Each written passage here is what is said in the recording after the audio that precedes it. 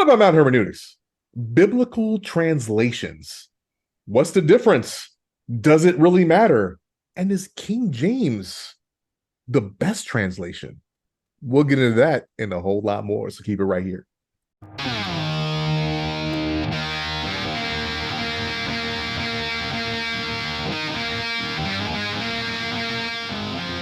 You're listening to Mount Hermeneutics, where three Marines give their perspective on God, faith, and spirituality with a heavy lean on the divine council worldview. This is not your grandma's Sunday school, nor is it always for the Christian faint of heart. Nothing about who we are or what we say make us experts. But you better believe we'll have a take, and perhaps it won't suck. Well, I'm a loudmouth. I'm out in the town, talking to Christians about Christian stuff, and people overhear it and they wanna fight about it. So because black people said it, now you believe it? Well, yeah, I'm black, man. I don't know. So if Brian was black, I would have believed him a long time ago. This show is free and available on all podcast platforms, including YouTube, simply by searching for, the show that you're listening to and watching right now. And if it's your first time with us, I am Andre. That is Matt and Brian. Fellas, what's happening? Hey, Dre, how you doing? All right. Hey, Dre. Hey, Matt. What is Happy Monday, guys. We're in the Monday. Yeah. So how was Christmas? It's all right. Christmas was I had like 15 people over. Yeah. But it was in spurts, right? So they were coming because all my kids are adults, so they got to do their own thing, doing other stuff. So they came by about 10 for brunch, and we had a nice spread, some breakfast casseroles, one savory, Christmas one charcuterie, and like some bacon and whatnot.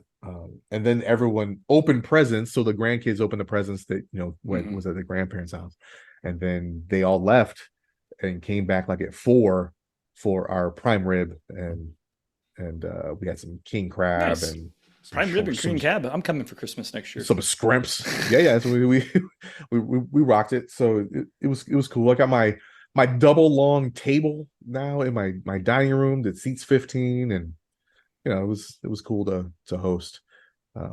Jay was here, Delani's dad. Nice. So that was a fun visit, and the grandkids. Yeah. Carrie and I had the conversation that this Christmas this year, the one that just passed a couple of days ago, will probably be the last, or could be our last family Christmas, because the grandkid, Susie will be here next year, and Sam and Alyssa are likely going to start their own whatevers, and we'll have to share. And so we've never had to do that before. We could always control, when our kids.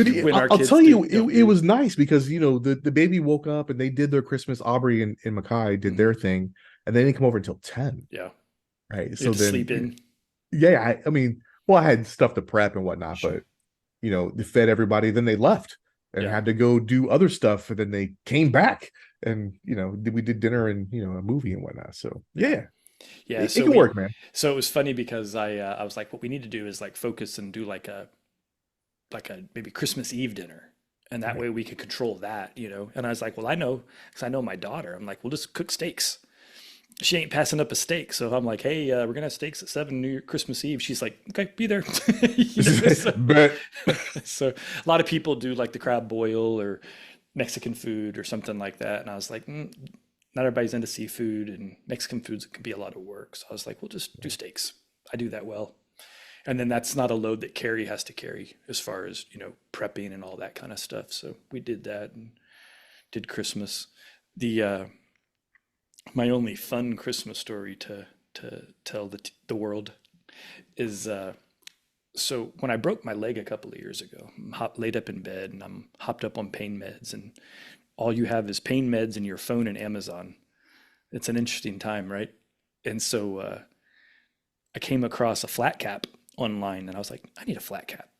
So I ordered one, and it showed up. Carrie was not a fan of the flat cap. So the flat cap disappeared. And so last week or two, I've been laying on bed with pain meds and a phone, and I bought another flat cap. But it showed up, and Carrie wasn't home when it came in the mail. So Alyssa brought it in to me, and I was like, hey, do me a favor. Go wrap this, put to Dad from Santa, and put it under the tree. And so she did. So it was like around the corner. And so we opened all our presents, everything. And then we're done. And Alyssa's like, oh, wait, there's one more under here. It says to Dad from Santa. And she's like playing it off. And I'm like, really? And Carrie's like, what the heck? And I'm like, hand it to me. So I open it up and I pull the hat out and I go, it's a Christmas miracle. And I put it on. A catchphrase from little Layla. So she's 4. She opens it. Oh, it's what I always wanted. How'd you know? Yeah. Tell this kid that with every present she opened up. How did you know? Like I don't know. I guess Santa was Right. was paying attention, He knows he sees you when you're sleeping. which is creepy as hell. But Oh, we watched Red One after dinner on Christmas Eve. That won't be a tradition because it wasn't that good, but it was worth watching once. okay, The Rock and Captain Chris America. Evans. Yeah. So, it was funny because Cooper's like, we're not watching that movie. It looks stupid, and plus it was endorsed by Day Day. So I don't. Brian, what'd you do for Christmas? I slept very late, and then I got up and I drank drank some coffee and read my Bible, and then I ate a ribeye, and then I thought about my life. A And ribeye, is that what you said? Yep. Oh. In the morning? No, I He eat slept late in. He in the didn't wake day. up in the morning. Oh. So Or you drink a lot of coffee, one of the two. right. And yeah, that's pretty much it. Thought about your life. Good thoughts, bad thoughts. Yeah. That's you know, thought about my life. And then what did I do? I think I watched some TV, and then I drank some whiskey. Then I went to bed. Okay. As far as Christmas days go, You asked, okay? Rib- You asked. That's No, the what, ribeye and ribeye, some whiskey, whiskey. and Bible. I mean, that's, what Christmas is all about. I mean, could be worse. yeah. Merry Christmas, Charlie Brown. I'm like, you notice that Linus dropped his blanket, and Aubrey's like, "Whoa, that's a good catch, Dad." I'm like, well, I'm You're into the welcome. Christmas spirit. Yeah. So you keep that filed away, and then the old noggin there, young Yep. lady. Yeah. My dad is so wise. There you go. That's why he has a podcast. That's right. They don't give these to just anybody.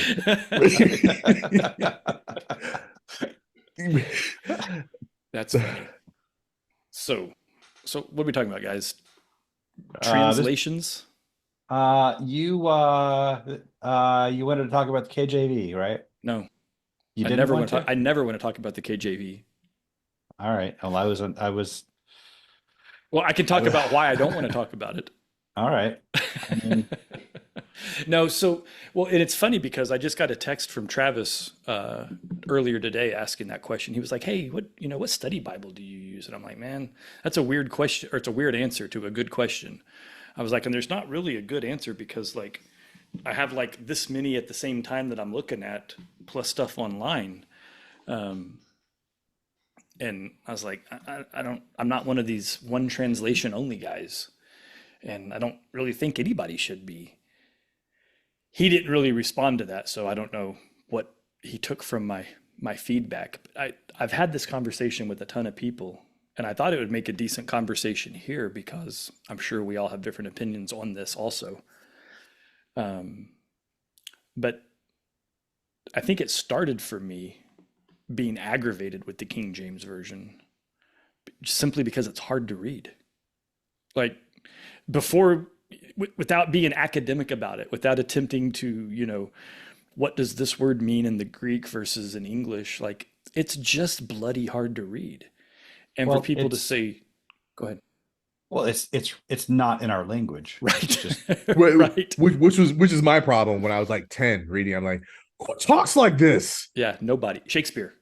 And what was annoying about it is that whenever we had church talk, people would like pray with these and thous. And it used to just annoy me. Mhm. I'm like, thee? Nobody says these, but when you're praying to God, we say thee. Nah, fam. Mhm. I'm not about it. And I had a problem at 10 and I have a problem at 50. So like I don't like it. I don't like it. Yeah, I've never liked it, and I always, to me, it always made it feel like it made it feel fake. It felt contrived whenever Yeah, people. I think that's a big. I think about people who are King James only the way I think about the Latin Mass. Like it's you don't speak Latin. It's not it's Mhm.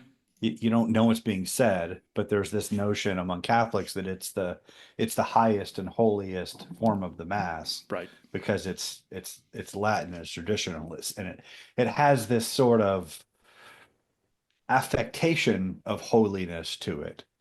But but that's it. It's just kind of it's what somebody would kind of come up with to pretend to be holy, but there's no content to it. It's just a feeling. And it's the same thing with the King James English. Like you don't understand the language. If you think you understand what's being said, you're wrong because you don't speak that language anymore. But anyway, yeah, it's sort of it, and it makes me think of when Jesus condemned people who did showy prayers like that were verbose and done for God isn't impressed with our pretensions. In fact, he's put off by them. Yeah. Um, and I so think that's a great point. Um, my pastor on Sunday,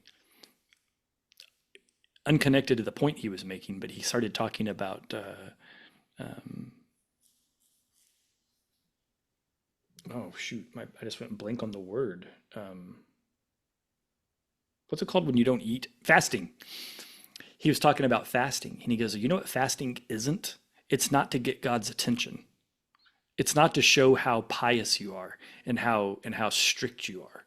That's not the point of fasting." And I thought that was an interesting. I just that little snippet just related back to what you just said because I agree with that. It's funny. I was looking at something and it was talking about the King James version. One thing I didn't realize, and just because I've never looked it up before, there was only one translator for the KJV, and it was my boy Erasmus. well, not exactly. He was dead by the time they translate. He compiled the Textus Receptus. That's what I meant. Yeah. Okay. Yeah. Right. Which was the source material for the. Okay. Fair enough. Right. Yeah. Yeah. But he was a translator, right? He wasn't the writer. But it's funny what you said about it struck me as you were talking about this is like doing mass in Latin because the guy who hated that they did mass in Latin was Erasmus. So my point is, I think he would greatly agree with you that being bound to the 1600s translation, which was written at the same time as Beowulf, Also hard to read. maybe harder. Are you sure about that? No. When did Beowulf come out? I don't think. I think Beowulf was. I don't know off the top of my head. Jamie, hey, bring Jamie, up look that Beowulf up. real quick. Yeah, I just hit the Wikipedia. Oh, this says 1025. Okay. Yeah. I think so the it's point. older. I think the point is the language is the same. The style of Elizabethan English is what is kind of being used, right? That's not exactly true. But it's good that you brought that up because we are as far removed from the English of the King James Bible as it is from Beowulf.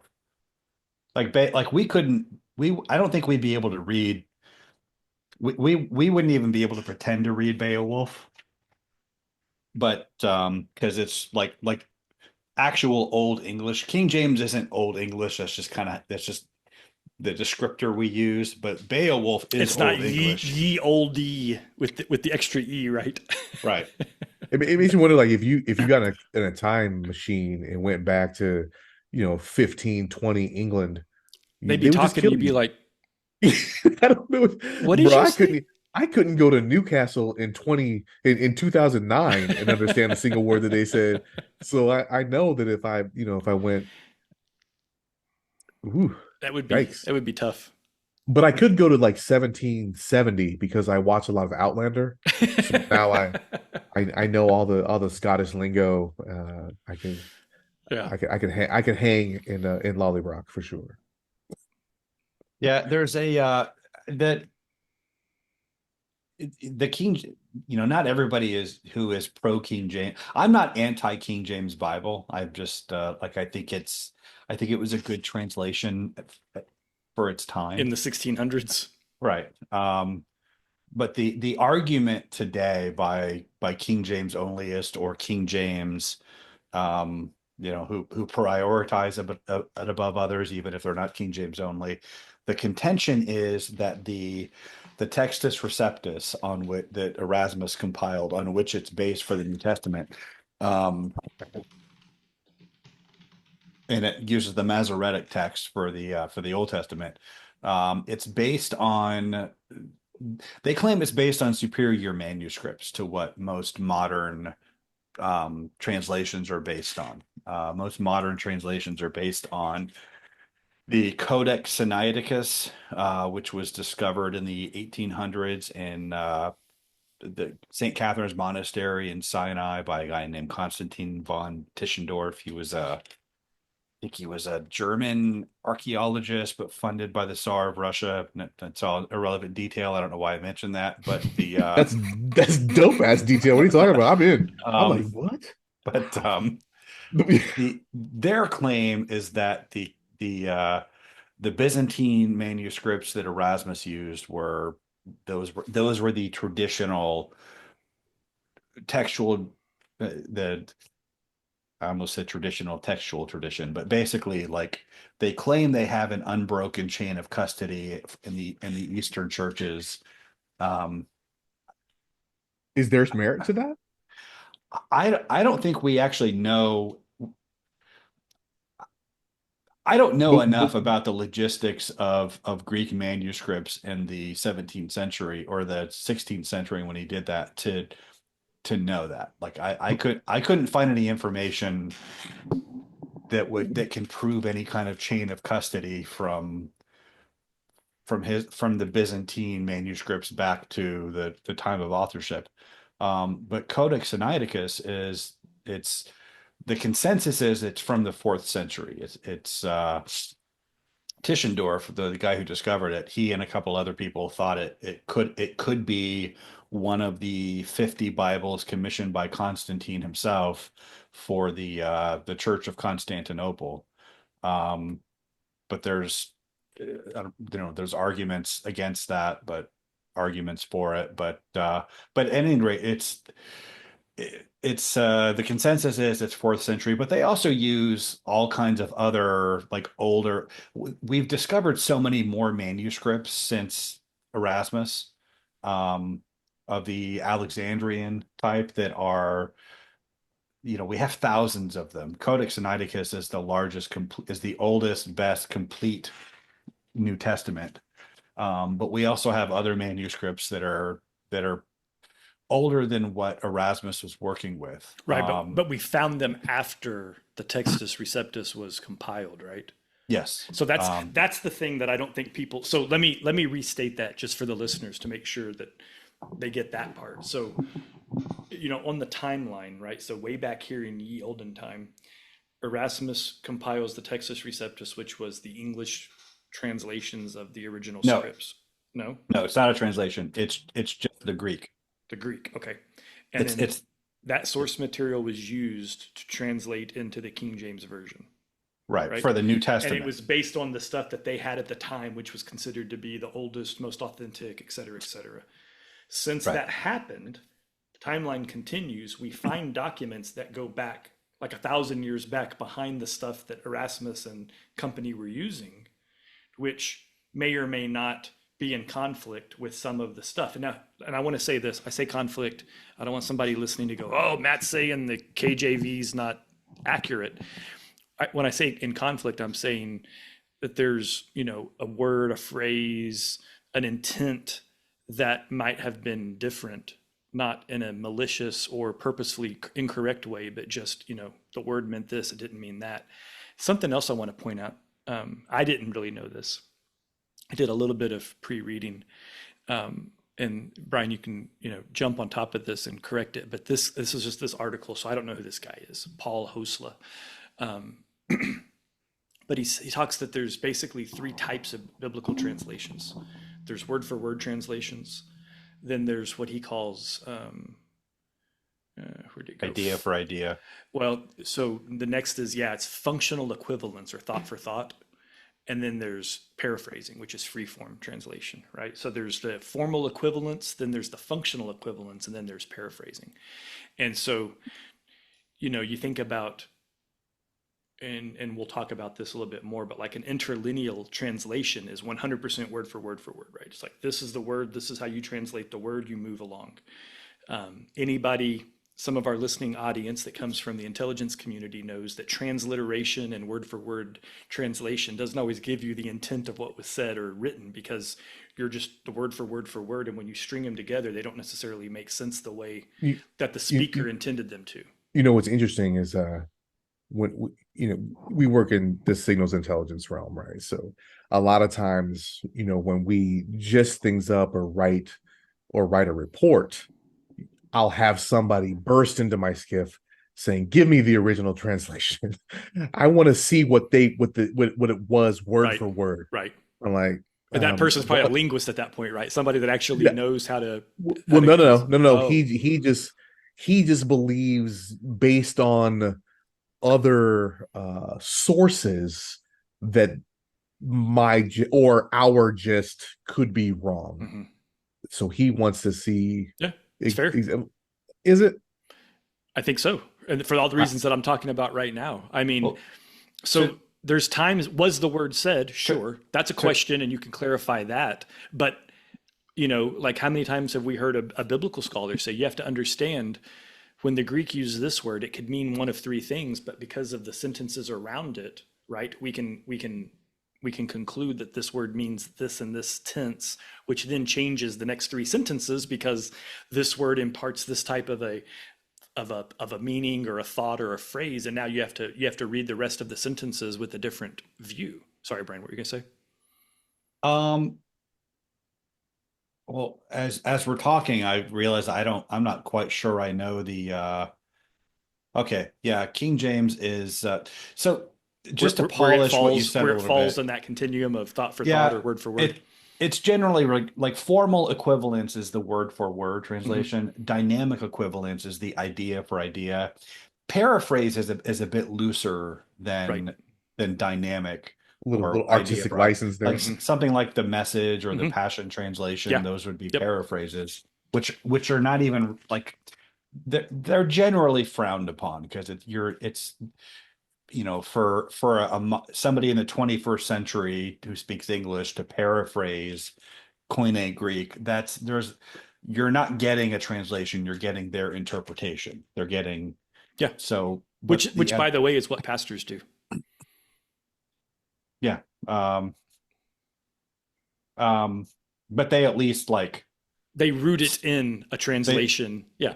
you at least like they at least tell you like here's the text you can read for Absolutely. yourself. Yeah. Yeah. Yeah. Yeah. A biblical paraphrase, it just gives you their Mhm. interpretation as that, and it's and that's not wrong on principle, but I've never heard of a popular biblical paraphrase. It's because it's always so We kind of laugh at him. Well, yeah. and so I've got a little graphic here on this guy's website. Um, But just KJV is generally regarded as formal equivalence, and that's one of the reasons people are so pro KJV because it's word for word. But I think they're overestimating their ability to understand cultural turns of phrases and cultural mhm. references that translators will often kind of adjust for with dynamic equivalence. And Yeah, this graphic has KJV on the edge of word for word, where it's getting closer to functional equivalent or idea for idea. Not that it means it's not literal, but it has interlinear on the far left of the spectrum or the far right, whatever your point of reference is, and then it's like it has NASB and ESV before KJV, and on the spectrum of word for word, for whatever that means. But I think it's an interesting point also. I was having a conversation with somebody and they were asking me we were talking about KJV, and I'm not a fan of the King James. I've already said that. I don't think it's incorrect. I just think it's a bad foundation to use for teaching people about the Bible because it's so hard to read. Like that's my bottom line is it's so clumsy in modern usage that I worry that people get anything useful out of it because it's so hard to digest in a meaningful way, especially if you tried to read it, cover to cover, because you're going to spend so much time trying to turn your brain sideways so that the sentences even seep in, right? Because the words just don't. You have to keep stopping and taking a break from the English to English translation that you're doing, that to get inspiration from the text. I find problematic. But when I was asked, Matt, how do you do it? And not that this is the right answer. This is just what I do. I said, well, I take the verse or the chunk of verses, the phrasing, the phrases that I want to understand, and I randomly, and I swear I say randomly, ESV, NET, NIV, and I kind of use those, and I look at them in all of those different translations, and I look for the differences because I want to understand like how the sentence could be different and what would be different about it. And then what I honestly do, and Brian, you're gonna be skeeved out by this, but then I read it the KJV version, and then I read the Message version. And I do that on purpose to set lateral limits as far as like the way my brain's processing what I'm reading. Because I want to hear this weird language that I don't speak. And then I want to hear the Joel Osteen version. And then I want to use all of that to kind of help me kind of sort through the passage. Then I go to the interlinear for anything that I'm still not clear on. And I look at what the original language is said in those spots where I see the changes. I'm like, okay, I see that these shift. What did the original say? And then that's where, I lifted up this stack of books and this thing comes into play. And this is the Strong's, the expanded exhaustive concordance of the Bible. And for anybody that doesn't know what Strong's is, it ties in with the interlineal Bible. And this is the actual way to translate the Greek to understand what the words actually are. And it gives you context, it tells you where, and also the Hebrew, right? And it tells you where the words are and it shows you how they were written and how they're used. And it's really interesting. Now, 9 times out of 10, I get lost in this part of it, that I forget what the verse was, right? Because I start like digging into a word and then I'm like, well, where else is this word used? And then I'm reading these other verses and I fall into this rabbit hole of learning. I don't think it's bad rabbit hole. It might not be, I'm not going to win any races for getting through a specific Bible verse, but this is also why I'll never read the Bible in a year because this is how I read it. It takes me too damn long. Yeah, and I think that's how you learn though. I mean, I couldn't tell you how many weekends I've spent like I got up on a Saturday morning and I just was going to read the Bible for an hour, but then like 7 o'clock at night, I've got like a concordance open and a Greek dictionary here, and I've got like a whole like murder board chart of like how different things fit together. But my method is, this is my New Oxford Annotated Bible, New Revised Standard Version. It's the commentary. It's it's by academics and scholars, so that I do that so that I don't want a study Bible that gives me a theological bias.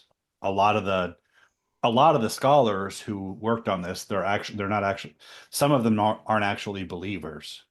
They're just giving you data about the language, about the culture, about they don't have a theological axe to grind. And I understand they're not believers, so I'm aware of that. But I have my interlinear Septuagint next to it. The Septuagint, for those unfamiliar, it's the standard Greek translation. It's called the Septuagint because according to legend, and this is going to be important for, I think you wanted to get into our manuscript basis for the Old Testament also. And so the Septuagint is one of 2 main manuscript sources for the Old Testament. Um, the other being the Masoretic text. It's called the Septuagint because, according to legend, in the I think in the fourth century. No, that's too early. I mean, third century BC. Anyway, King Ptolemy II commissioned. He wanted a translation of the Torah for the Library of Alexandria. He commissioned, according to legend at least, he commissioned 70 Jewish scribes to produce translations. Um, and which they did independently, and they all independently created an identical translation of the Torah. So it was regarded as again, this is legend, but it's a legend that was held by the Jewish people who called it the Septuagint because of this legend. And so, and then they added to it and translated the rest of it, probably within 100, 200 years of the birth of Jesus. When Christianity spread, that was basically the Bible they used because the Greek was the lingua franca of the Roman Empire, and so the churches all spoke Greek. That's why the New Testament is in Greek. So the Old Testament they used was the Septuagint because Christians were using this as the proof text for Jesus being the Messiah. As Christianity and Judaism kind of broke away from each other, Jews and Christians wanted to kind of distance themselves from each other. So Jews renounced the Septuagint as a bad translation, which they do today. There's even there's an anti-Christian apologist, Rabbi Tobias Singer, today who claims that Christians translated the Septuagint. That only the Torah was translated. And then Christians did the rest after that, which is patently false. Philo of Alexandria, who was a first century Jewish philosopher who lived in the first century. I already said that. He was a contemporary of Jesus, but he never met Jesus. But he quotes the Septuagint from the prophets and the Psalms. So it's just patently false that Christians translated it. But anyway, so that's one main manuscript, that one main source for Old Testaments. Did you say Ptolemy the Second? Ptolemy II was the king of Egypt who commissioned the Septuagint. In 300 BC. That's when he was born. Right. Okay, so didn't I say that? I thought you said it was like later. Oh, you said the 4th century BC. Right. Sorry. Thanks. It's okay. Got it. I'm in there now. No, but I was wrong. At least you paid it was attention. actually Yeah. right. Yeah. 2nd century BC, really. Well, 3rd century BC. Third. So yeah. So he died in 246. Yeah. Yeah, that's 3rd century. So it's also why we know Cleopatra's white. Yeah. Calm down, Metatron. Just a side note. But yeah, then the Masoretic text was developed. Weren't all of the Ptolemies white? And wasn't that the whole subpoint of Yeah, they were Greek. Right, they were all Greek. Yeah. Yeah. Sorry, Brian. Yeah. Ptolemy II, named for Ptolemy I, who was one of the 4 generals who served under Alexander. When Alexander died, his empire was parceled out to Ptolemy, Seleucus, 2 other guys. I forget their names because they don't figure into biblical history, so I don't remember them. But it was basically after that, there was war between the Seleucids and the Ptolemies. Read about it in the book of Daniel, and it kind of set the stage for the Romans to come in. And anyway, from that awesome period, we get the Septuagint. So God bless them. So which Bibles are based on the Septuagint versus the Masoretic? Do you know off the top of your head? Let me get to that. Okay. So King James Bible is based predominantly on the Masoretic text. Mm-hmm. Well, I need to explain what that is first. The Masoretes were a school of Jewish scribes who the textual tradition they relied on can be dated back to like late antiquity, but the Masoretes themselves, they didn't exist until like the 7th or 8th century. The Masoretic text is probably closer to around like a thousand AD. Anyway, somewhere between 700 and 1000 AD is when the Masoretic text was produced. By then, and this was in the the land that was by then called Palestine, um, but i.e. Israel. But by then, most Jews couldn't speak Hebrew, at least not fluently. So original Hebrew was only consonants. So they invented a vowel and punctuation system to help them understand it better. Um, Also, it's worth noting that, of course, Jews, as a rule, reject Jesus as the Messiah. Um, they invented a punctuation and vowel system for the Masoretic text. The thinking in academia has basically been that since this is the original Hebrew, so-called, this is more reliable than the Septuagint because it's a translation.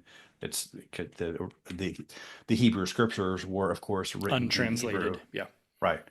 The Septuagint is a Greek translation of the Hebrew scriptures, and so naturally you'd want the Hebrew original. So academics and translators, including those of the King James Bible, tended to they relied more on the Masoretic text. Except there are a lot of major differences, especially when it comes to messianic prophecy, like prophecies about the Messiah. Like you read it in the Septuagint, and clearly that is about Jesus. Like there's no way around it. It's talking about Jesus, and that's the case that the early Christians were making. You read it in the Masoretic text, it bears just very dim resemblance to what you read in the Septuagint. So in those kinds of passages, the King James translators would supplement with the Septuagint, so they didn't just use one or the other. It was mostly the Masoretic, but they'd supplement with the Septuagint. So then it definitely can't be word for word. And I'm not trying to I'm not trying to nitpick. I'm just saying there was some translational privileges that they took to make sure that the point got across, right? I mean, that's a fair point to make there. Well, but I'm also aware that they made footnotes. Say that one more time. They footnoted it. I'm also aware of that. I said the fact that they did that means it's not a word for word translation of the Textus Receptus. If they were knowingly and purposefully swapping some words because they wanted to ensure that the messianic just to clarify, the Textus Receptus is just the New Testament. Right. So that wouldn't have mattered. Okay. Right. That's fair. For the Old Testament, they used Masoretic text. That's fair. And That's a good clarification. Right. And so, but also Erasmus didn't have there were gaps in his manuscripts, particularly with the Book of Revelation. So he just didn't have the Greek originals for that. So he used Jerome's Vulgate, which was in Latin, and translated that into Greek, and then presented that as Textus Receptus. So it's, it's not. Yeah. He did a pretty good job. And at some point, I think it'd be worth discussing the actual differences in content between the Textus Receptus and the critical edition that is used in most modern translations. The critical edition that is based predominantly on the Codex Sinaiticus and also all of the other thousands of manuscripts that have also been discovered to supplement it. So there are some differences between those that we'll get into, but I don't want to get ahead of ourselves. So those basically, you got the Masoretic text and the Septuagint, and academics and scholars tended to favor the Masoretic until it's the original. Mid 1900s. Yep, you saw where I was going. I did.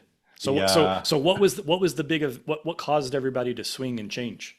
The Dead Sea Scrolls. Dead Sea Scrolls. Yeah, it's in the game. Which are like damn good. I'm a fan. I've been there. I've been to Qumran Caves. It's pretty boring. It's just caves, rocks and dirt. Yeah. But when you think about what it Yeah, right. what it meant. And really, the Dead Sea Scrolls are, you can't overstate the importance of that. But Mm-mm. also, like, so much has been discovered about the ancient Near East over the past 150 years, along with the Dead Sea Scrolls, Right. that should just revolutionize our understanding of what the Bible is actually saying, what was going on in the ancient world, how they understood the scriptures. Like we now know, based on various archaeological and textual discoveries, that the Tower of Babel was a ziggurat, and we know what ziggurats were for, and so that story just makes more sense now than what you heard in Sunday school. But churches tend to be very much married to tradition, more than archaeology and scholarship, and so they're very slow to respond to these things. But as far as the Dead Sea Scrolls, um, But let's make sure we talk about what they were. Like in case we got a first time listener and we haven't talked about the scrolls in a while.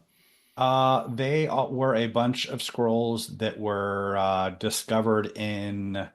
There were thousands of them, like complete copies of the Book of Isaiah, pretty much large portions of pretty much every book in the Bible, several other passages.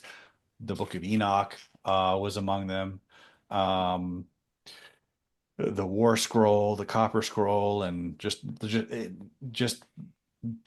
all kinds of stuff that doesn't necessarily mean Daniel much to was in modern there, right? And audiences. that's an important one also that was in there. Yeah.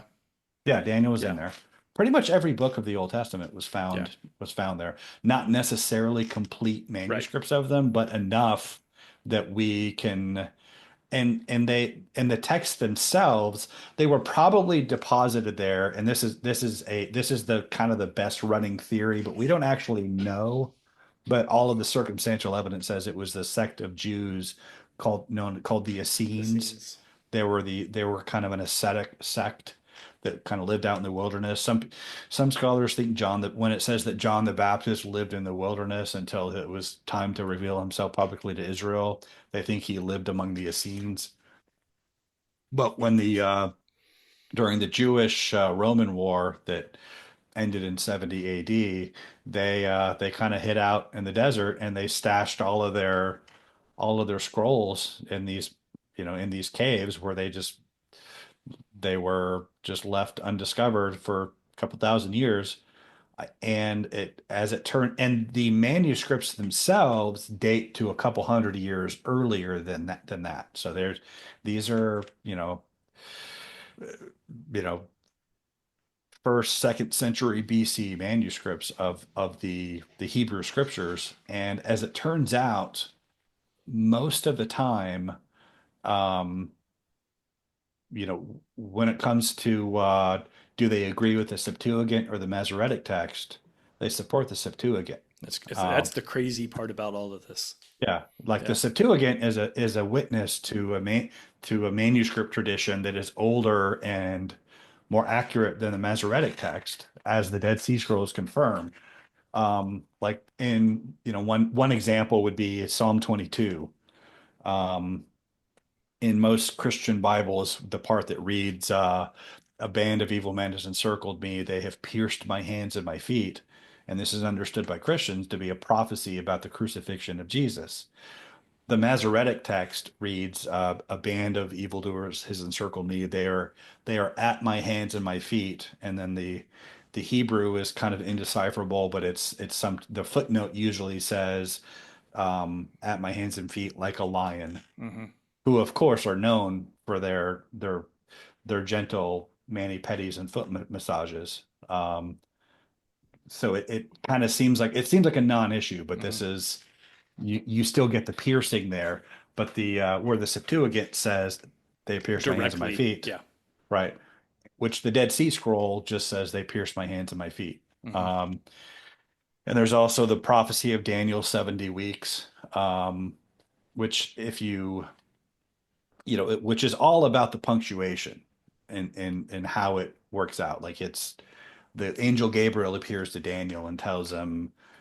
So Daniel is praying about the end of the exile. He's read Jeremiah, the prophet Jeremiah, who said that it would be for 70 years. Daniel knows that 70 years is up. He's praying that God would fulfill his promise. And presumably based on how Gabriel answers him, they thought that the Messiah would come to bring them back from exile. Um, Gabriel tells them that this is me paraphrasing, rather than the 70 years you're expecting. And then he says, no one understand this. 77s are decreed for your people in your holy city to finish transgression, to put an end to sin, to atone for wickedness, to seal up vision and prophecy, to bring in everlasting righteousness, and to anoint the most holy. So 77's 490 years. And then he gives a countdown so that's obviously about the Messianic age. All of those descriptors there. And then he gives a countdown that kind of gives him a timeline of when the Messiah will come in the Septuagint. No one understand this: from the issue of the decree to restore and rebuild Jerusalem until the Messiah, the ruler, comes, there will be 7 sevens and 62 sevens. It will be rebuilt with streets and with a moat and a wall, but in times of trouble, after the 62 sevens, the Messiah will be cut off and have nothing. That's the Septuagint version. Now the Masoretic version has it as from the issuing of the decree until an anointed one, there will be 7 sevens, and for 62 sevens. And basically they obscure the fact that it's about the Messiah, even though you can't really deny it. Mm-hmm. And they change it to a Messiah, which is like any kind of ruler is going to show up. Any person that's anointed by God, which could have been any Or of not, the past. Not even by God, just an anointed one, which is like anybody who's just kind of set a public apart and office. leads, right? Like, Yeah. Like you get inaugurated to office, some religious functionary anoints you with oil, and that's just kind of a normal thing. Oh, I got you. So an anointed one, and then they kind of, by creative placement of isnactas, or they're basically the equivalent of semicolons. They kind of make it say something totally different than what it says in the Septuagint. And we all know the difference that a comma can make in meaning in a sentence. Let's eat grandma versus Let's eat grandma. let's eat grandma. Yeah. That's kind of what they did there. But the Dead Sea Scrolls support the Septuagint over the Masoretic text, and those are just a couple of examples. And you guys look like you're glazed over from those two. No, it's great. I'll leave it at that. But no, I think it's cool. I think this stuff's important, because I don't think many people that would walk around saying, I read the NIV, I read the ESV, I read the KJV, are even conversationally aware of the LXX and or the Masoretic, right? And what that means to any of this. Yeah. So I think it's important to have that. This is why I wanted to have this conversation, because I know we've talked about some of the scripture in the past, and we talked about it because of prophecy and that kind of thing, which I think this all ties into. We've talked about it. I think we hit on this more when we were trying to kind of argue against the Sethite interpretation of sons of God, which, by the way, the Dead Sea Scrolls support, right? And that was part of why we brought that up in the past. Oh yeah, we had the Book of Enoch in the late 19th century, but only like a few academics and collectors like had access to it or knew about it. When we discovered the Book of Enoch and the Dead Sea Scrolls, that kind of tipped people off in academia to how important this book was. Because if it was in the Dead Sea Scrolls, it's probably relevant, and they kept it for a reason. And how its content was referenced in other books, like that kind of like those dots connecting, they kind of extrapolated out, and then they noticed, oh, well, this is all over the New Testament and in the early church, and oh, look, it's in the Old Testament too. It was the Dead Sea Scrolls are what that catalyzed the understanding we now have of how important that was. And So yeah.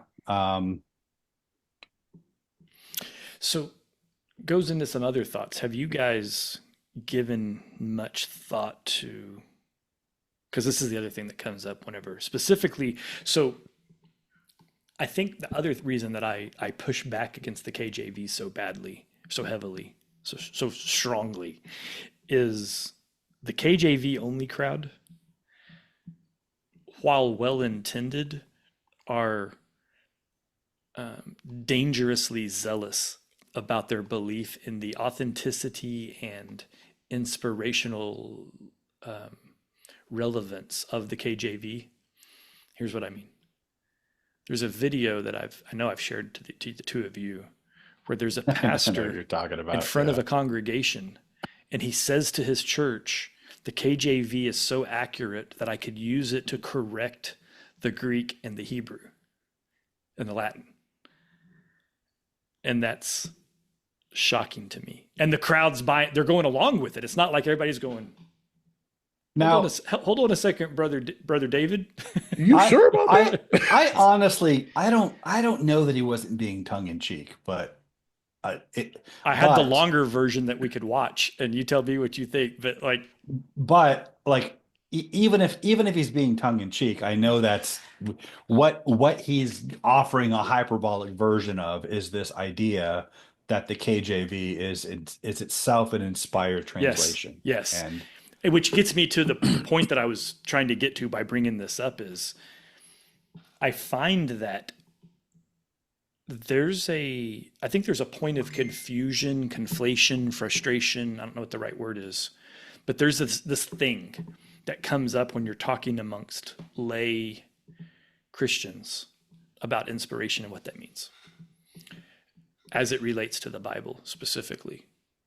And there are certainly I think a majority based on my anecdotal experiences, but at least a material amount of Christians that believe that the Bible is word for word, the version that they're holding in their hand is word for word inspired.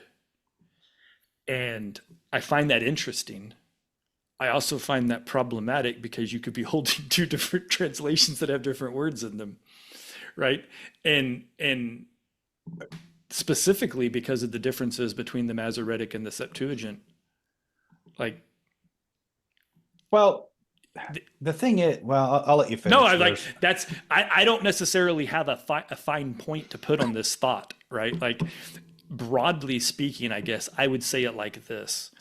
I think the original words were written through inspiration from the Holy Spirit and or directly spoken by God, depending on the instance and the situation. And they were as dutifully maintained as is humanly possible. And I think the translations were done dutifully and to the best intent, to the extent possible. But I don't believe that the translations were inspired. I think that people might have been inspired to do the translation, but that's a very different thing than to say the act of translation was an act of inspiration by the Holy Spirit. I guess that's what I'm trying to say. Yeah, and Talk amongst yourselves. Well, and to add to your, just to kind of give them their due and fully represent their position. There's that, but also, I mean, there's the belief that the King James version is inspired. There's also the belief that the Textus Receptus represents this divinely preserved tradition, and that I've seen all kinds of arguments against the Codex Sinaiticus being from the 4th century. I saw a video of a guy who was arguing that there was this one scholar who was Tischendorf's contemporary who was making the argument that it was from the 6th century, and this as if this doomed it. I mean, yeah, the 4th century would be better than the 6th century, but the 6th century is still better than the 14th century, which is what Erasmus was working with. So I Right. but there's also this idea that the the scholars who produce the critical edition, well, they've got sinister intentions to undermine certain doctrines, and that I've only certainly come across yeah that. That's some of the and stuff that I come across where they're like, well, the word God is taken out right here. Well, if you took the word God out, where else are you taking God out of it? You can't take God out of the Bible because, the Revelation says, and I'm like, oh, here we go with that again. what's funny is that the King James version, like I said, Erasmus didn't have a Greek copy of the of Revelation. He translated Jerome's Vulgate in Latin into Greek. So, I mean, if you're that concerned about heeding the warnings of Revelation, well, then you should, if you're going to be that woodenly literal about it, Take well it up with then Erasmus. yeah. But again, he did a good job. I don't have a problem with the King James version or the manuscripts it uses, because when you want to cut through all the crap and just get to the point, and ask, well, okay, what are the differences? Well, like, what are how, in terms of content and substance, how is the King James version that you think is inspired? What is different in there Right. than What are what you is in, losing? Yeah. yeah, or gaining from that's not in the other one, or what's the difference? And the differences are so boring and anticlimactic, because basically every modern translation explains it in the footnotes. What you don't have in what you don't have in the Codex Sinaiticus and in the critical edition are the passage in John 8 with the woman caught in adultery. Like, we all know that passage because it's in our Bibles. We don't need the King James version for that. But it's just got a footnote mentioning, hey, that's not in Codex Sinaiticus. You still get it, and you can make your own judgment about whether or not it should be there. But you still get the content. The part in First John 5, where and there are three that testify, the Father, the Son, the Holy Spirit, in the earlier manuscripts, and these three testify the water. We have these three that testify the water, the blood, and the Spirit. So in the King James version, the Textus Receptus has the more explicit Trinitarian formula than what you have in the earlier versions.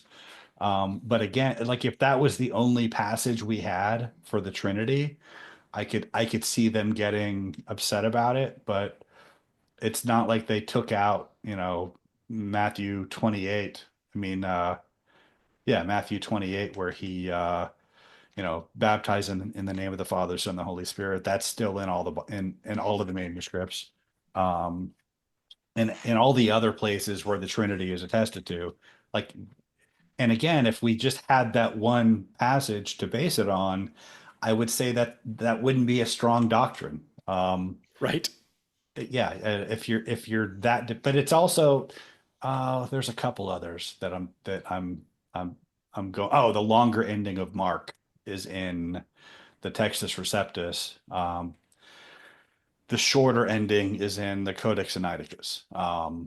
But again, you get the longer ending in Mark in all of our modern translations. It's just got a footnote mentioning this isn't in the earliest manuscripts. Mm-hmm. Um, and so you don't actually lose anything. You just get more information in modern translations telling you, you know, kind of putting an asterisk next to these texts. But the argument,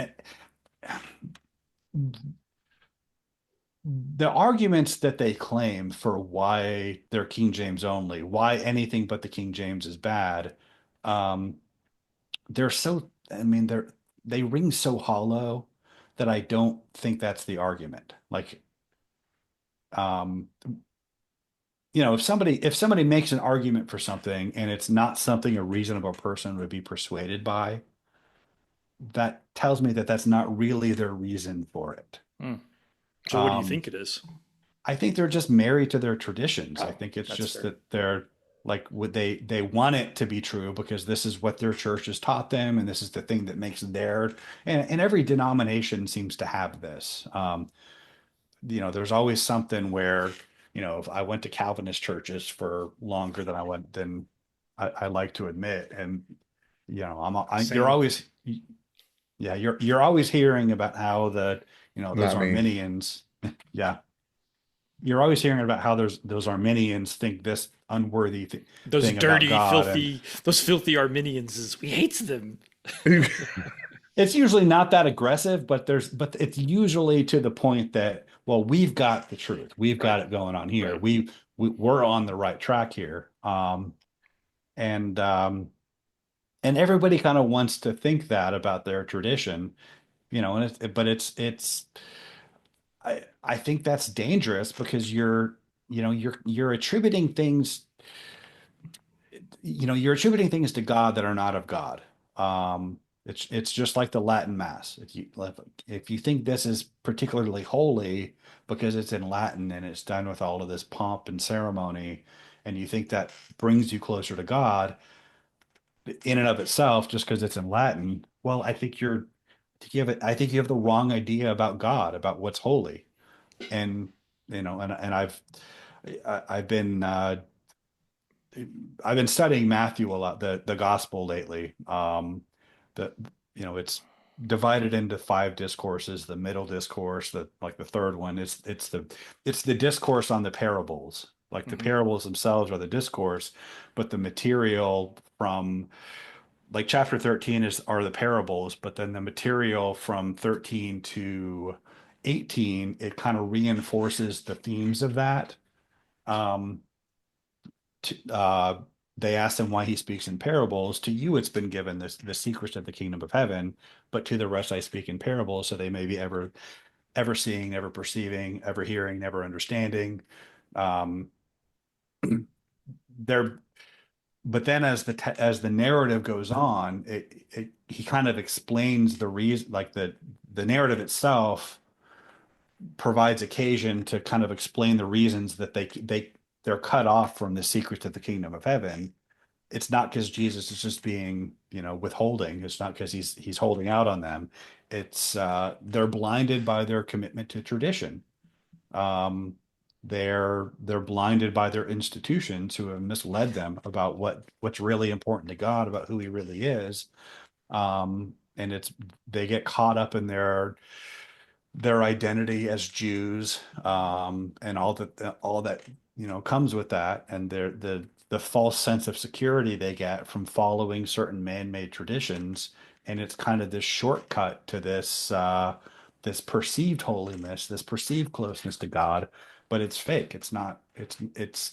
God's not in that tradition, and if you were willing to let go of that tradition, you'd actually recognize God standing in front of you in the person of Jesus is kind of the point there. But not that I think that reading the King James or even preferring it is a barrier to God. But if you think that, if you're so preoccupied with it that you're willing to just write off all the, like, modern translations as being demonic or unworthy or ungodly because you're so married to this tradition, well, you're kind of missing the point there. Well, I think the the broader thought it could be instead, if you're that worried about that tradition, what other traditions are you letting blind you, right? If you're Yeah. if you're I mean, I at my service at church, he, he pastor moved into a conversation about idolatry, right? And he's using the common non-DCW view of idolatry as being anything that takes your time and preoccupies you and keeps you away from God, right? Which of course I don't agree with. I think when God was talking about idolatry, he was being quite literal, because the concept was real. Be that as it may, if one was to use the modern version of idolatry, I would argue that worrying about the KJV only could be idolatry in of itself, right? Like, Yeah. and imagine having nested idolatry inside of your religion that you get so hemmed up, you get so focused on, no, that can't be, that can't, sons of God has to mean Sethites, KJV only, this, that. You're so worried about fighting about all these things that aren't the right things to fight about that you're not ever taking in the whole story and getting the actual message. There's a very Taoist. I'm a fan of Taoism. Not as a complete system, but it's a it's a fundamental problem of human nature that pretty much all religions recognize. The secret waits for the inside of eyes unclouded by longing. Um, he who is clouded by desire only sees the outward container. Like you go into the search for truth with an agenda, um, with a confirmation bias. Whoever tries to save his life will lose it. Um, if you're trying to validate your traditions and your religious life and that's what you're wrapped up in, that's going to keep you from the truth. Um, to what can I compare the people of this generation? They're like children sitting in a marketplace crying out, we played the flute for you and you did not dance. We sang a dirge for you and you did not mourn. When John the Baptist came, neither eating nor drinking, they said he has a demon. When the Son of Man came, both eating and drinking, they said here is a glutton and a drunkard, a friend of tax collectors and sinners. Like the point is, it's like they're not evaluating the truth on its merits. They're seeking to validate their traditions and their social investments. And I think the King James only movement is just another example of that. That's a pretty good closing take right there. Are we closing? I mean, I was just saying, like, that's a great, I mean, I think we're close. Dre, you've been super quiet, man. No, I'm taking it in. I've been kind of, I've been stepping on your spots. yeah, and I'm looking stuff up as you're speaking. I'm like, oh yeah, that's true. Yeah, Brian's right. Yeah, so Thanks, no, Trey. yeah, I you got appreciate it. that. I had you. I was like, no shit, you got it. So, no, yeah. I didn't super prepare for this episode. I thought I would have more questions, but there really hasn't been an opportunity to ask. So there's, I think that your guys' points have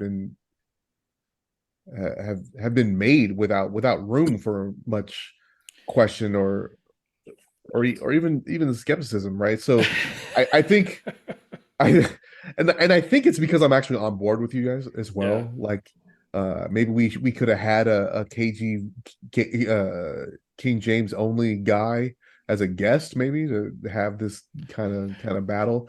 But I think it's another topic where we broadly agree. And Yeah. I think this is one. I mean, Brian, when I made the comment about closing, and you're like, are we closing already? Because I can tell you've got a lot more. Well, no, I've got there's maybe like one more thing I can think of to say, but it's just I feel like there's some vital piece of information that I should have provided by now. Well, so for I, the listeners, probably every other episode after we've done the show tomorrow at some point, Brian will message Dre and me and say, I forgot to say this. So I think that might be what he's talking about. I mean, I would definitely be willing to do another episode on this topic. And Actually, I don't necessarily want to beat up the KJV only, although if there is a KJV only person out there, Zach, if you wanted to come on the show, we could certainly have this conversation. yeah, and to be honest, I didn't really prepare much for that. I kind of thought you were going to do that, kind of carry this one, Matt, but I did by asking you good softball questions that kept you talking. Thanks. But no, if like I don't want to straw man anybody. If like this is not something that I've ever like studied super in depth, other than just the basics, like where did our Bible come from? If I haven't adequately represented, if there's some like, knockdown, argument for KJV only that I didn't mention, like I'm not like I'm honestly ignorant about it.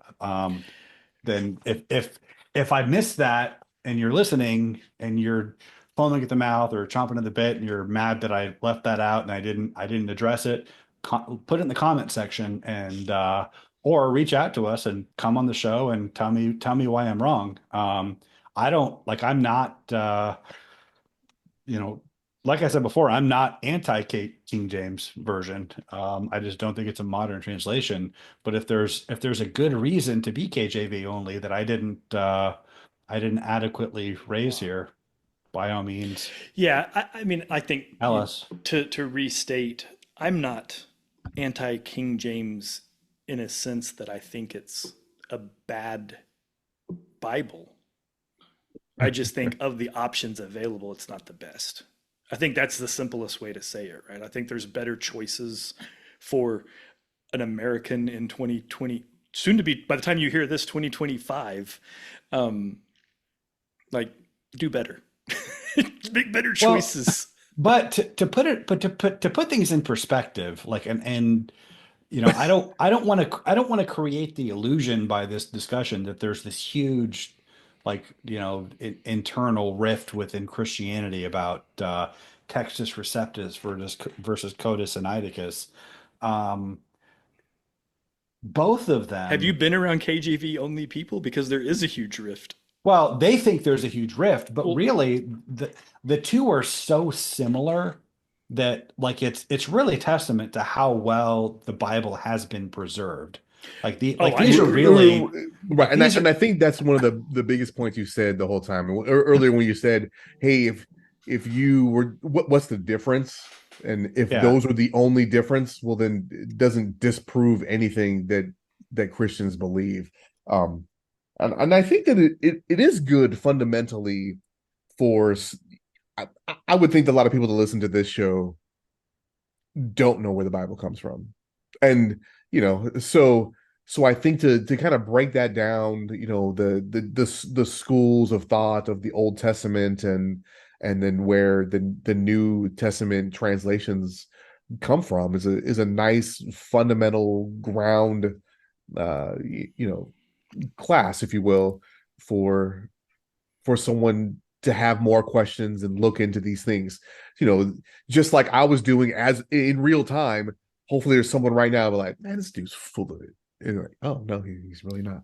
And that is the difference. And I wasn't looking at any theological sources. I was looking at Wikipedia, right? And I was just saying, hey, where they say that comes from? Which is not generally like the Wikipedia editors generally don't go out of their way to like support Christianity. Mm-mm. Right, But and that's my point.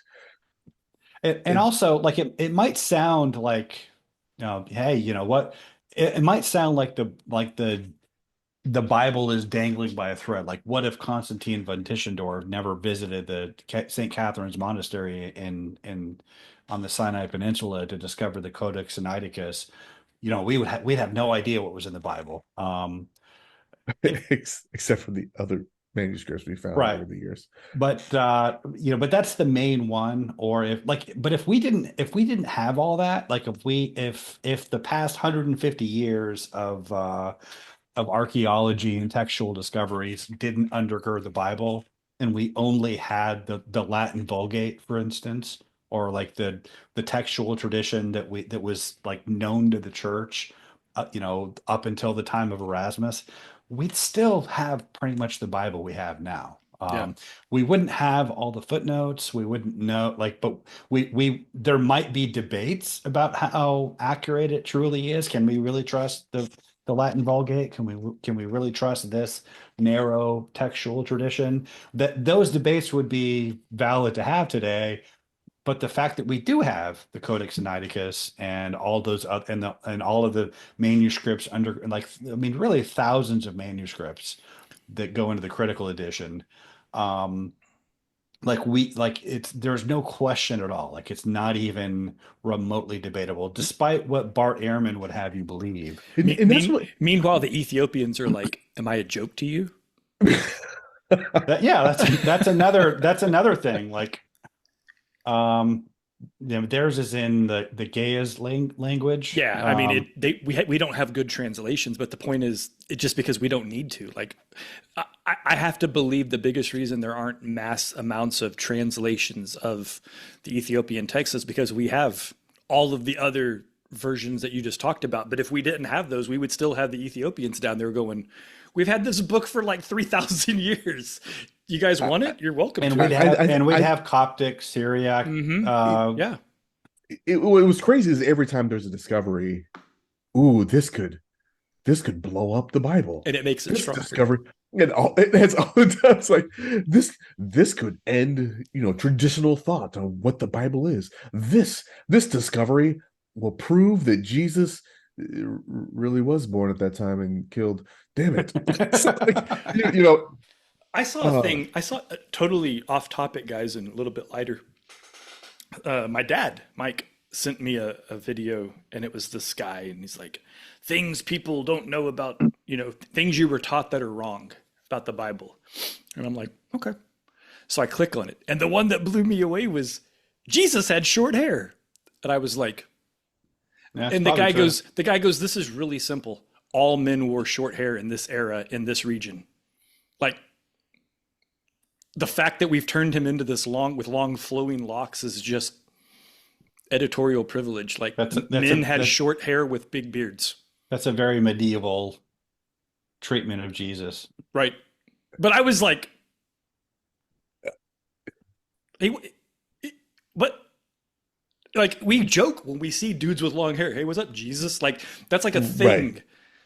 Like Drake, when we saw dude in the barracks, the Marine walking Church. down the hall, right? And The man with no vowels. and he's got long hair. We were like, dude, looking like Jesus. He got promoted to gunnery sergeant. What's up with Gunnery Sergeant Jesus over there?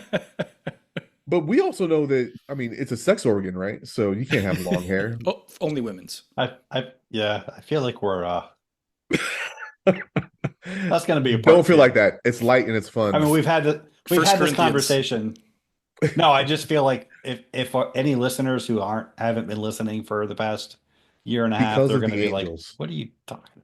because of the angels. Because of the angels. Jesus did not have long hair because of the angels. No, Jesus had short hair because men had short hair. But Now, I but it do was still have a crazy thing. Like, traditionally, I can't get long haired Jesus out of my brain. There's something I read like 20 years ago that I wish I could remember the source, Pretty sure Jesus had high and tight, so but there was he was something. squared away, right? There was an ancient source that recorded Jews making fun of Romans for their long hair. It might have been in Josephus. I don't know. Might I be know- Josephus. History of the World Part 1. That's probably it. It's probably a Mel Brooks thing. I do have one last funny story about the KJV Lay it on us. before we close. Okay. I'm going to read something to you here. I'm ripping this off. I don't even know if it's true, but it's still a good illustration. There was a preacher who was talking about I mean, everyone knows Shakespeare wrote the KJV, so it's so inauthentic. yeah. So I'm just going to read the passage. Shakespeare is easier to read. This is First Peter. It's written in iambic pentameter. It's easier to read. This is First Peter 3, the authorized version, the inspired 1611 text.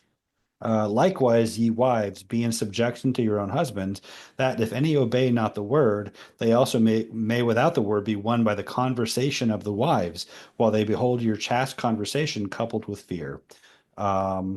So basically, like, if you have a husband who's not obedient to the word, who's not a believer, win him over by your conversation. So a woman, the story that I heard from this pastor in a sermon was that a woman, who got that from the King James, she read that to mean that her unbelieving husband, if she just kept having conversations with him, she just talked at him, then he's going to be won over and become a believer. So she just kept just unrelenting chatting, not even. That always works. And the actual translation in English like, the language we actually speak. Wives in the same way accept the authority of your husband, so that even if some of them do not obey the word, they may be won over without a word by their wives' conduct when they see the purity and reverence of your lives. That's way different. Yeah, yeah. But conversation in 1611 meant something totally different than what it means in Oh. 2011. And the King James version is full of stuff like that.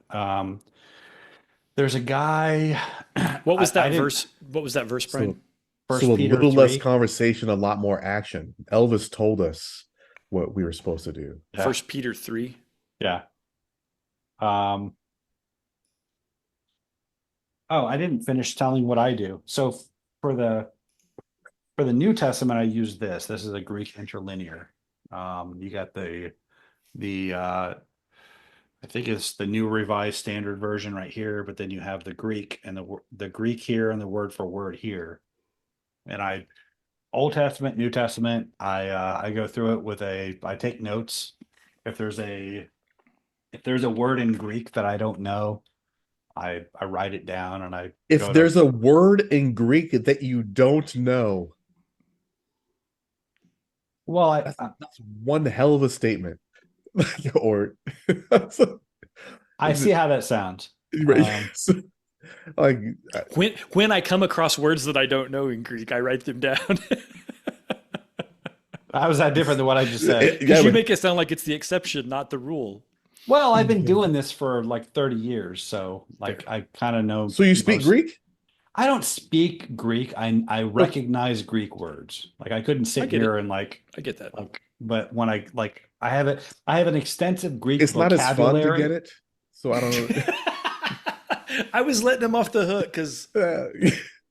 I have an extensive vocabulary of individual Greek words. I couldn't conjugate them grammatically. Like I don't go around saying I know Greek, but I know certain words in Greek. I can look at the text and read what I'm saying, but I don't understand it on those terms, but I've noticed certain words and I can kind of I might recognize certain passages from the New Testament in Greek, but I couldn't just sit there and have a conversation in Greek. with a Greco. Right. Okay. Yeah, I'm, but I'm sorry. Well, BibleHub.com is a awesome tool. Um, or like plug in I use Bible Gateway a lot, but yeah, you can use Bible Gateway to look up certain the like translations, but not the interlinear. right. But if you want the original language, it's real like if you plug in like the scripture reference, like First Peter 3:1, Bible Hub, just go to Google, put the scripture reference, put Bible Hub. The first thing that comes up is going to take you to a page that has that verse in every translation, and on the main side, then off to the right in the margin, it's going to have that verse. Like every single word is hyperlinked, so you can right click on it and open a new window and go to it in Greek, and it shows you every instance. It gives you the definition of it in Greek, the etymology, every instance because where all that that comes from the appears. Strong's. But Yeah, the Strong's is all online for free. You don't have to buy the big book like I bought. I just got it right. to have it to flip around in it. But yeah, and to Yeah. just plop it on desk whenever someone challenges you. not when they're challenging me. I look. Here's the thing about this, and I think this is where some of this gets lost. I was reading an article about this very topic, and the guy makes the point. He goes, "You know, the best thing about to do when you're stuck on a Bible verse and you don't know what it means, ask your friends. Like, have the conversation." And for those that listen, the three of us do this all the time. We'll come across something like, "You guys come across this verse?" I'm like, "It's kind of throwing me." And then Dre and I will make fun of it, and then Brian will tell us why we're idiots and we don't understand it, and then he'll tell us what it means. But It's not really what I do, but Some of that. I mean, that's a way to put it. It's not, it's not how I would characterize it. Listen, this is an entertainment show, Brian. Let But- the people be entertained. But the point is like, are you not entertained? Yeah. That's some of the best conversation you can have with friends and loved ones is talk about the Bible and what does this mean? And I think it means this. In my house, that's a very common occurrence. We'll come home from church service and Carrie will be like, hey, when pastor said this, what'd you think? And I'm like, what do I think? You want to know what I think? And then Here sometimes I here agree, we go. sometimes I don't, right? Like, and then what we talk about it, I'm like, well, it's kind of like this. And then Austin's usually off on the other side of the room and he hears this and he'll pipe in with something. And we're both like, you were paying attention? And then he'll have some opinion and, like real-time functional Bible study, I think is vastly superior to reading your daily, today I'm going to read this verse. And this is what this author thinks this verse means. Amen. You close the book and then you go about your day. To me, that's not Bible study. If that's how Well, you do it, and I mean, you like can do it- that. It's a way to do it, but I think understanding it and kicking the verse around and picking it apart and trying to like digest it in a meaningful way, you get more Well, I think functional knowledge from it. I love what you're describing. Like, I would like to have a family like that one day where we're just talking about Bible verses casually as we're eating dinner or putting away the groceries or whatever. But there's really no replacement for individual time reading the Bible. Oh, I agree. But my point is if you can't then use it in a meaningful way, wasn't there a verse? There's a verse, Brian. What's the verse where it talks about gifts of the Spirit and the gifts of tongue is useful if you have nobody that can understand it when you speak it? Yeah. To me, it fits this conversation, right? Like you could be the most learned dude or chick about the Bible, but if you just read it and think about it and then anyway, and then you just go about your day, like what's the point? Yeah, I agree. Right.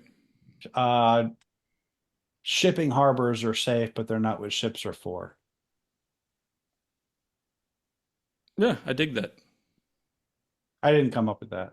It sounds like a take on Seneca the Younger, but It's actually it's an oft quoted quote.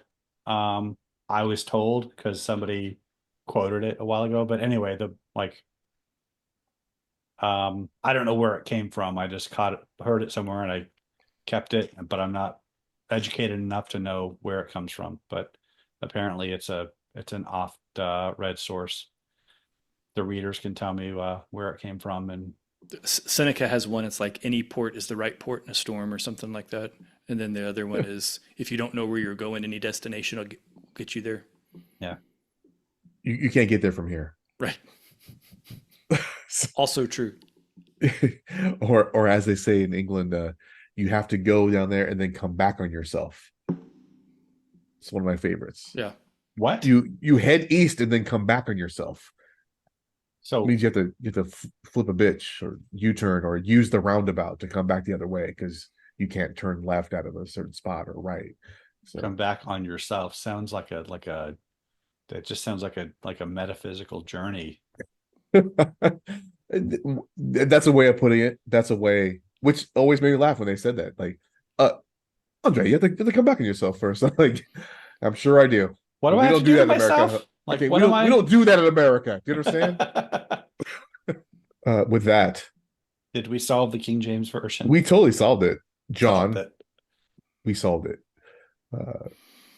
Go ahead and stay curious, stay enlightened, and we will see you next week.